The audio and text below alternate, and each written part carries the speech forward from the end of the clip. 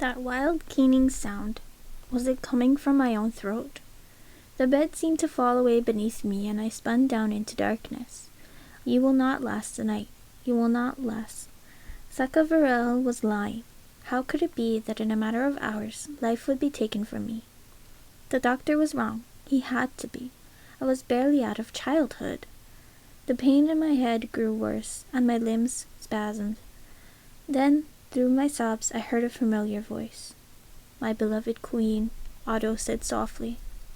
I opened my eyes to see my father's best knight, my own old friend, standing over my bed. His kind face calmed me instantly, though I still shook. I reached for his hand. "Oh, Otto, he's telling me I will not spar with you again," I said. Otto reached under my pillow and pulled out the parrying dagger he knew I kept there. Its blade flashed in the weak sunlight. "You'll nick me with this soon enough," he said firmly. "Sophia, you will survive." But even as he said it, I understood that Sophia was right, and we all knew it. Poor Otto. Even with my father gone, he still believed that he could not cause me strife. But I let him have his kind lie. I willed my body to stop shuddering. "There is a favor I must ask of you," I said. "Anything, my queen. That boy in the dungeon. I want you to take me to him." Somehow I managed to sit up this time. To then wrap myself in a blanket and stagger to a nearby chair took all my remaining strength. "To carry me, hold only to the chair," I said. "Don't touch me, Otto. Don't risk the seep." But Otto laughed. "If you die, none whom I have served will be left in this world," he said. "What would life matter to me then? I will take you there in my own arms."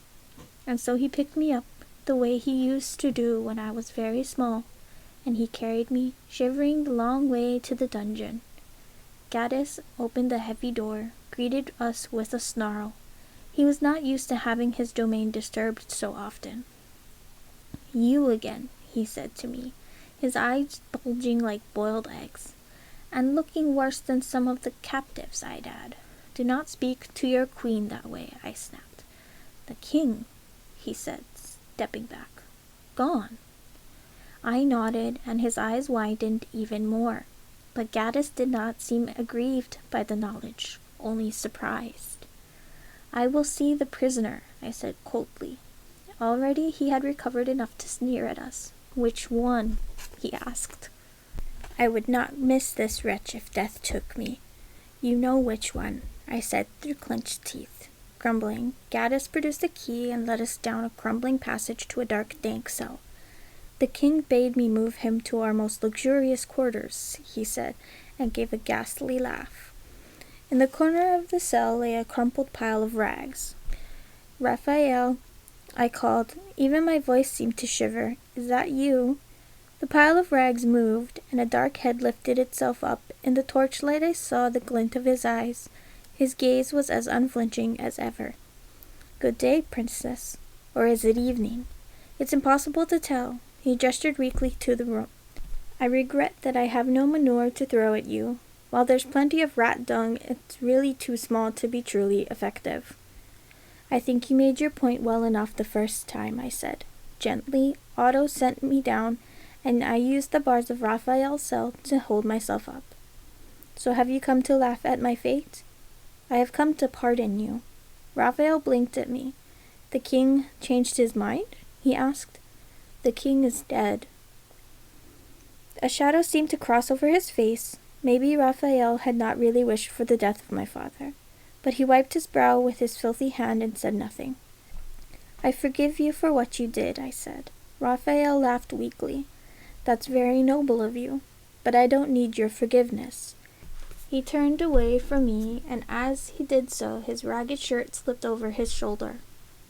I gasped when I saw his skin, dotted with dozens of tiny welts. It was just as the villager had warned me. Tiny blisters pop out all over your body, and they ooze liquid clear as water. Then you'd better call a man to dig you a hole in the ground. "You're sick," I whispered. "So now you understand," he said. "Whether you pardon me or not, I will die in this cell." I did not know what to say to him. I had been born to riches and power, and he had been born to poverty and filth. And yet here we were in the exact same circumstances, in a dungeon, dying. "I'm sick too," I said quietly. "Are you glad?" I wanted to ask. Raphael said nothing, but then he smiled at me, a beautiful, sad, surprising smile. "The seat pays no mind to rank or royal blood, does it? Well, maybe we will meet again some day, Your Highness," he said. "Somewhere else, in another life and a better world." He coughed. "Certainly it's difficult to imagine a worse one." "I'm so sorry," I said, "for everything." Raphael gazed at me thoughtfully. "Perhaps I misjudged you, but it's rather too late now, isn't it?" Otto put his hand on my shoulder. "It's not good for you to be down here any longer." I knew he was right, but I still hesitated. Raphael patted the ground next to him. "If you are truly sick, come and sit beside me here," he said. "I'd much rather look at you than at Gaddis, even in your state. We can keep each other company while we wait for death. Who will feel his scythe blade first, the lovely beast or the lovely princess? We can make a wager. Doesn't that sound like fun?" I smiled sadly at him. "No, not exactly." Gaddis pushed past me, shoved a key into the lock, and hauled open the cell door. "Out with you, vermin, if you want," he said. Raphael shook his head. "I am not strong enough to move," he said, "and I certainly don't want you to carry me." He turned to me. "Well, if you will not join me here, then good night, Princess." "Queen," I reminded him. He smiled again, and then Otto lifted me up and carried me away.